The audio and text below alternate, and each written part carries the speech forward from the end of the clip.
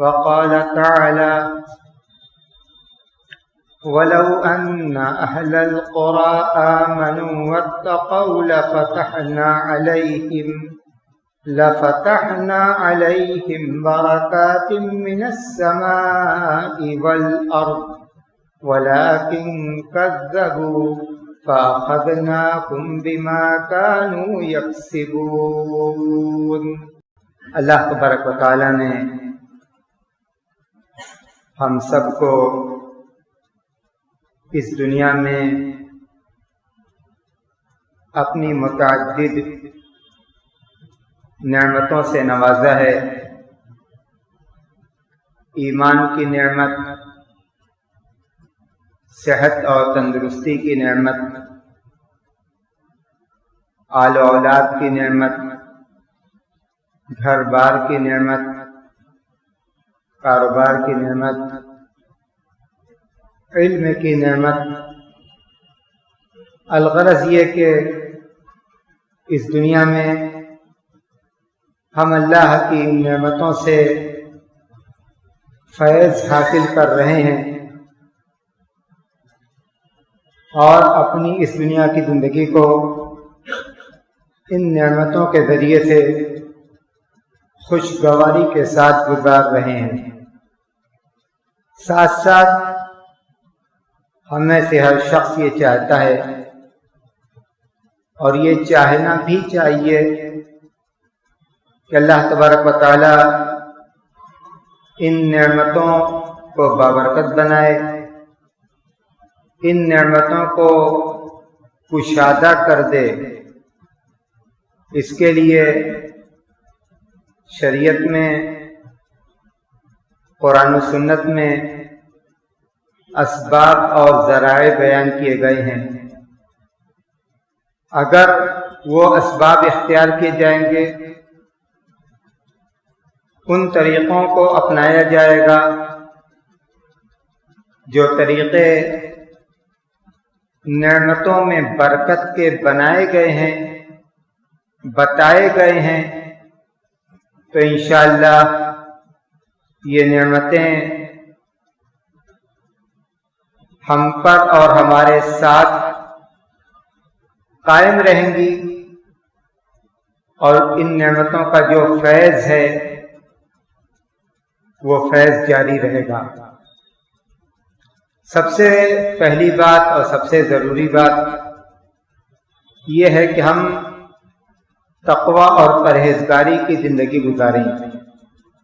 اللہ نے فرمایا کہ وَلَوْ أَنَّ أَهْلَ الْقُرَىٰ آمنوا واتقوا لفتحنا عليهم بركات من السماء والأرض ولكن كذبوا فأخذناهم بما كانوا يكسبون۔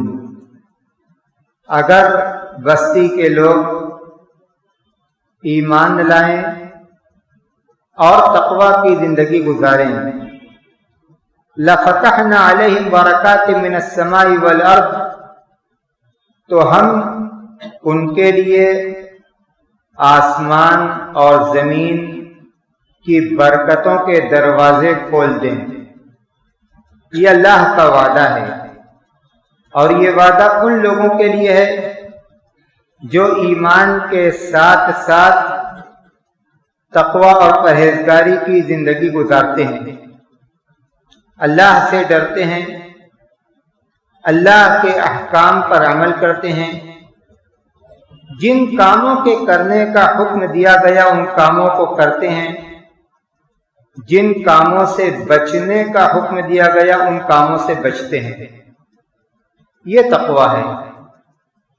صرف نماز کی پابندی، روزہ رکھ لینا، حج کر لینا، زکوٰۃ دے دینا، صدقات و خیرات کے کاموں کو انجام دے دینا، صرف یہ تقوی نہیں ہے، بلکہ تقوی شریعت کے اوامر کو بجا لانا، جن کاموں کے کرنے کا حکم دیا گیا ان کاموں کو کرنا، اور جن کاموں سے بچنے کا حکم دیا گیا ان کاموں سے بچنا۔ اوامر کی بجاوری اور نواہی سے بچنا، یہ تقوی ہے۔ من کمال التقوی ان یتقی اللہ العبد حتی یتقیہ من مثقال ذرہ وحتی یترک بعد ما یرى انہ حلال خشیۃ ان یکون حراما۔ ایک صحابی رسول کہتے ہیں کہ تقوی کا کمال یہ ہے، کمال تقوی یہ ہے کہ ایک مسلمان معمولی باتوں میں بھی اللہ سے ڈرے، یہاں تک کہ بعض ایسی مباح چیزیں، جائز چیزیں جو اس کے دل میں کھٹک جائیں، اس کو ڈر پیدا ہو جائے کہیں ایسا نہ ہو کہ ہم اس کو جائز سمجھ کر رہے ہوں اور یہ جائز نہ ہو، ہم اس کو جائز سمجھ کر رہے ہوں اور یہ جائز نہ ہو، اس ڈر سے اس کام کو چھوڑ دیں، تو اس کا یہ تقوی، اس کی یہ کیفیت، حساب و کتاب کا یہ ڈر اس کے اور جہنم کے درمیان آڑ بن جائے گا۔ یہ تقوی ہے۔ اس قدر اپنے آپ کو شریعت کے منہیات سے بچانا، یہاں تک کہ آدمی اگر کسی بھی مسئلے میں اس کو ڈر پیدا ہو جائے کہ معلوم نہیں کہ یہ حلال ہے یا حرام ہے، تو اس ڈر کی وجہ سے وہ حلال کو بھی چھوڑ دے جب تک کہ یہ واضح نہ ہو سکے کہ وہ حلال ہے۔ یہ تقوی ہے۔ حضرت انس رضی اللہ تعالیٰ عنہ کہتے ہیں انکم لتعملون اعمالا ہی ادق فی اعینکم من الشعر وَإِنَّا كُنَّا نَعُدُّهَا فِي زَمَنِ رسول اللہ صلی اللہ علیہ وسلم من الموبقات۔ کہا کہ تم لوگوں کا حال یہ ہے کہ تم لوگ بہت سے ایسے کام کرتے ہو جو کام تمہاری نظروں میں سر کے بال سے بھی زیادہ معمولی ہیں، یعنی ان کاموں کے سلسلے میں ان کاموں کو تم کوئی اہمیت نہیں دیتے، وہ کام گناہ کے کام ہے، وہ کام معصیت کے کام ہیں، لیکن دل کی سختی کا یہ حال ہے کہ آدمی گناہ کے ان کاموں کو پوری ڈھٹائی کے ساتھ کرتا ہے۔ انکم لتعملون اعمالا ہی ادق فی اعینکم من الشعر، کہتے ہیں کہ جب کہ ہمارا حال یہ تھا کہ ہم ان کاموں کو اللہ کے رسول کے زمانے میں ہلاک کرنے والے کام سمجھتے تھے۔ آج ہمیں رونا اس بات کا کہ ہمیں اپنے کاموں میں برکت نظر نہیں آتی۔ برکت کیوں نظر نہیں آتی؟ ہم کبھی اس پر تو غور کریں، کبھی اس کی وجہ تو جاننے کی کوشش کریں۔ جو برکت کے راستے ہیں، ہماری بدعمالیوں نے ان راستوں کو بند کر دیا، ہماری بدعمالیوں نے ان راستوں کو بند کر دیا۔ دوسرا سبب اللہ پر اعتماد اور توکل۔ آج ہم اپنی کاروباری زندگی میں اپنی چالاکی پر، اپنی تدبیر پر، اپنی ہنرمندی پر، اپنے تعلقات پر اعتماد اور توکل کرتے ہیں، بھروسہ کرتے ہیں، اور ہم یہ سمجھتے ہیں کہ اس کے ذریعے سے ہم ہمارے سارے کام انجام پا جائیں گے اور ہم اپنے نشانے تک پہنچ جائیں گے۔ کیا اس دنیا میں ایسے لوگ نہیں ہیں جو بہت ہنرمند ہیں لیکن اس کے باوجود وہ محتاج ہیں؟ اور اس کے مقابلے میں ایسے لوگ بھی ہیں جو کم ہنرمند ہیں اور دنیا کی نعمتیں ان کو حاصل ہیں۔ یہ کیا ہے؟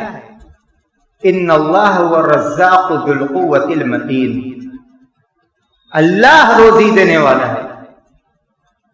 روزی کسی کی تدبیر سے، کسی کی محنت سے روزی نہیں ملتی۔ ہاں، تدبیر اختیار کرنے کا حکم دیا گیا کہ آپ تدبیر اختیار کیجئے، آپ کوشش کیجئے، لیکن اعتماد، بھروسہ اور توکل اللہ پر کیجئے۔ لو انکم توکلتم علی اللہ حق توکلہ لرزقتم کما ترزق الطیر تغدو خماصا وتروح بطانا۔ اللہ کے رسول صلی اللہ علیہ وسلم نے فرمایا کہ اگر تم اللہ پر کما حقہ توکل کرو، بھروسہ کرو، تو تمہارا حال ان پرندوں کی طرح ہو جو خالی پیٹ صبح اپنے گھونسلوں سے نکلتے ہیں اور شام ہوتے ہوتے شکم سیر ہو کر پیٹ بھر کر اپنے گھونسلوں میں واپس آ جاتے ہیں۔ کون روزی دیتا ہے؟ کہاں سے ان کو روزی ملتی ہے؟ وَمَن يَتَوَكَّلْ عَلَى اللَّهِ فَهُوَ حَسْبُهُ، جو اللہ پر توکل کرے گا، جو اللہ پر بھروسہ کرے گا، اللہ اس کے لیے کافی ہوگا۔ قرآن کریم کی یہ آیت کریمہ ہم اس کو اپنے دل میں بیٹھا لیں، دل مضبوط ہو جائے گا۔ جو اللہ پر بھروسہ کرے گا، اللہ اس کے لیے کافی ہے۔ تیسرا سبق، نعمتوں کی شکر گزاری۔ وَإِذْ رَبُّكُمْ لَئِن شَكَرْتُمْ لَأَزِيدَنَّكُمْ وَلَئِن كَفَرْتُمْ إِنَّ عَذَابِي لَشَدِيدٌ۔ تمہارے رب نے تم کو اس بات سے آگاہ کر دیا، خبردار کر دیا کہ اگر تم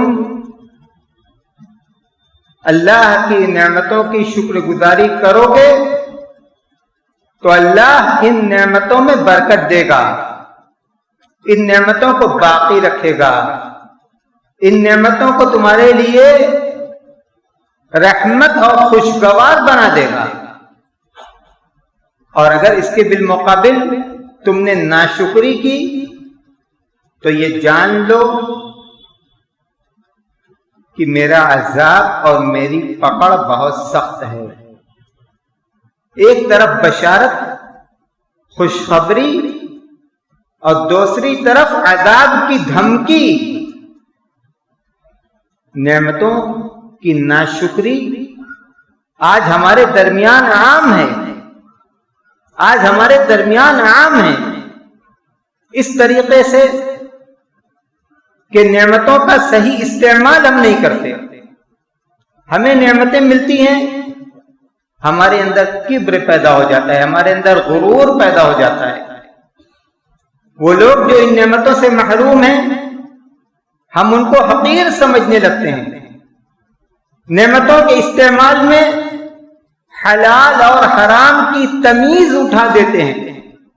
ہم یہ سمجھتے ہیں کہ یہ ہماری دولت ہے اور ہم اس کو خرچ کرنے کے سلسلے میں بالکل خود مختار اور آزاد ہیں۔ یہ بھول جاتے ہیں کہ دولت کس نے دیا، یہ بھول جاتے ہیں کہ جس نے دولت دیا وہ دولت لے بھی سکتا ہے، وہ دولت چھین بھی سکتا ہے۔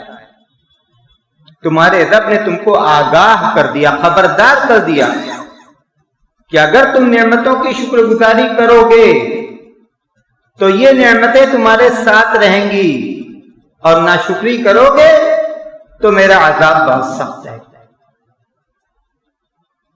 سبا کا واقعہ قرآن کریم میں اللہ نے بیان کیا، لقد کان لسبع فی مسکنہم آیہ جنتان عن یمین و شمال کلوا من رزق ربکم واشکروا لہ بلدۃ طیبہ ورب غفور۔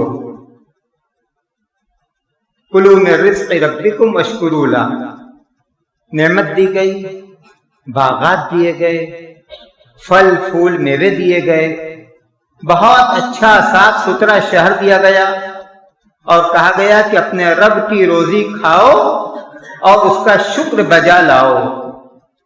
رب کی روزی کھاؤ اور اس کا شکر بجا لاؤ. کلوا من رزق ربکم واشکروا لہ بلدۃ طیبۃ ورب غفور. فاعرضوا، لیکن اس قوم نے کیا کیا؟ روزی تو کھاتے رہے لیکن شکر کا جو حکم تھا اس حکم کو انہوں نے فراموش کر دیا. فاعرضوا فارسلنا علیہم سیل العرم، ان لوگوں نے اعراض کیا، نعمت کا غلط استعمال کیا. جو زمین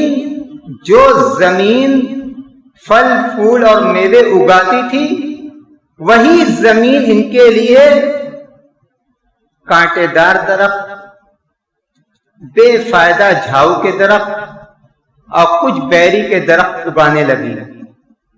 زمین نہیں بدلی، آسمان نہیں بدلا، پانی نہیں بدلا. ناشکری کا انجام دیکھیے. آگے اللہ کہتا ہے ذالک جزیناہم بما کفروا، یہ بدلہ ہم نے ان کو ان کی ناشکری کا دیا. وہل نجازی الا الکفور، اور کیا ہم ناشکروں کو اسی طرح کا بدلہ نہیں دیتے؟ ناشکروں کا یہی انجام ہوتا ہے. یہ قانون قدرت ہے، اللہ کا نظام ہے. نعمتوں کا غلط استعمال ہوگا، نعمتیں چھین لی جائیں گی، نعمت زحمت بن جائے گی. وَهَلْ نُجَازِي إِلَّا الْكَفُورِ. اسی طرح صدقات و خیرات سے نعمتوں میں برکت ہوا کرتی ہے، رزق میں کشادگی ہوتی ہے. قرآن کریم میں اللہ نے فرمایا کہ وَمَا أَنفَقْتُم مِّن شَيْءٍ فَهُوَ يُخْلِفُهُ وَهُوَ خَيْرُ الرَّازِقِينَ. تم جو بھی اللہ کے راستے میں خرچ کرو گے اللہ تم کو اس کا بدل دے گا. یہ اللہ کا وعدہ ہے. مال اللہ کے راستے میں خرچ کرنے سے کم نہیں ہوتا. وَمَا أَنفَقْتُم مِّن شَيْءٍ فَهُوَ يُخْلِفُهُ وَهُوَ خَيْرُ الرَّازِقِينَ، بہترین روزی دینے والا. اللہ کے رسول صلی اللہ علیہ وسلم نے قسم کھا کر یہ بات کہی ہے ما نقص مال من صدقہ، صدقہ کرنے سے مال کم نہیں ہوتا. روزانہ صبح کے وقت آسمان سے 2 فرشتے اس زمین پر آتے ہیں. روزانہ زمین پر آنے کے بعد دعا کرتے ہیں اللہم آتی منفقا خلفا وآتی ممسکا تلفا. اے اللہ جو تیرے راستے میں خرچ کرے اس کو اس کا بدل دے، اور جو تیرے راستے میں خرچ نہ کرے اس کی روزی کو تنگ کر دے. یہ فرشتے آسمان سے آ کر روزانہ یہ دعا کرتے ہیں.